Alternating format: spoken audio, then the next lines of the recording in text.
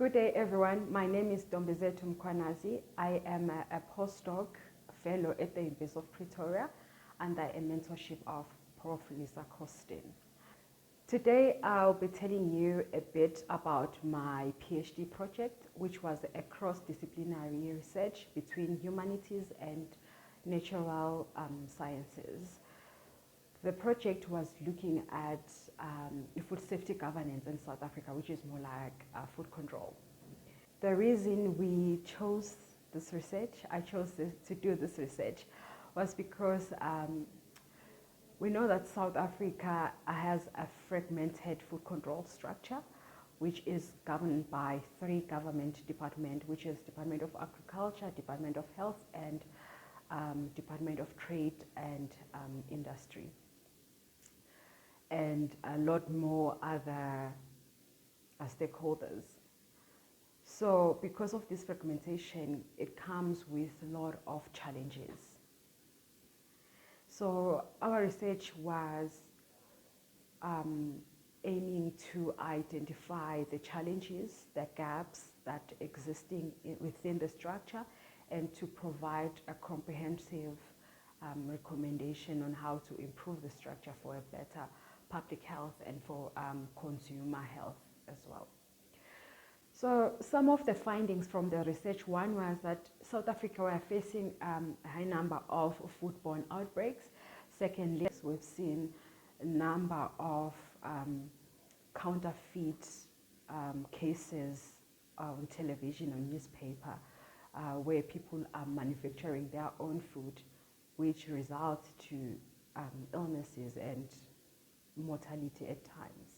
The issue is that we don't know what ingredients they use or even the portions that they use, if they're even correct. And the third one was the lack of inspectors, food inspectors or environmental inspectors that inspect food premises and all those, especially in townships and rural areas where you find a lot of spaza shops that sell to school kids and the communities.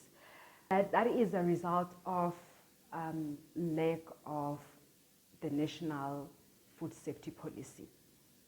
So now tracking back to the reason why we went on to choose this particular project. So that with fragmentation, we also do not have an overarching national food safety policy. We are only relying on the National Food and Nutrition Security Policy, which touches a little bit on food control challenges. And we also have pieces of legislation standards that governing food security. So with that, we have a lot of challenges that are resulting from this lack of a policy and the fragmentation. So one of the challenges, one of the findings rather that we found was miscommunication between the stakeholders, the main stakeholders rather, that are governing food security, food safety, which are three departments that I've mentioned before. And within these three stakeholders, which are government-based, we also have private sector, we also have academia, we also have civil society, which are also stakeholders in food safety. So we have an array of stakeholders which are governing food safety, which are active in food safety space. And so with a number of stakeholders involved, there are also a lot of challenges and a lot of, because each stakeholder has their own mandate, own responsibility, and their own goal and what they want to achieve. And so there are a lot of conflicts between the stakeholders.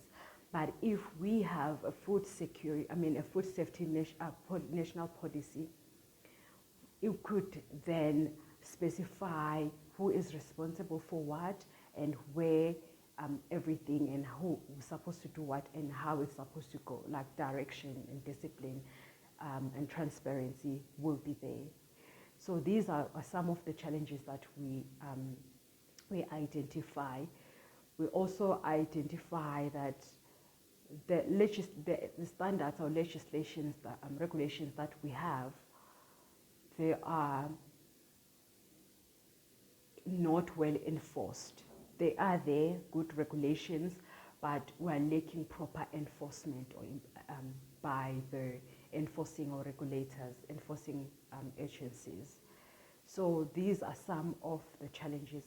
And to remedy all these challenges, the project went on to recommend that because of the number of stakeholders that are involved, it would be better for all stakeholders, not specific groups, not government, not private sector, nor academia, nor informal sector or civil society, to be at top and others at the bottom, but all of them to have a consensus in all things or decisions that are made regarding food safety or policy space, and that it gives them like effectiveness in it gives a food safety policy or food safety regulation effectiveness and efficiency or because of the consensus that comes among the stakeholders. The second recommendation was we definitely need a national food safety policy in South Africa to address the counterfeit products, to address the labeling issue, to address the enforcement, to address the conflict, to address foodborne illnesses, to address food product recalls, to address scientific evidence being incorporated into the policy, or for policies to be updated according to the emerging risk and food safety crisis, to make sure that it is up to standard and it is proactive and reactive at the same time.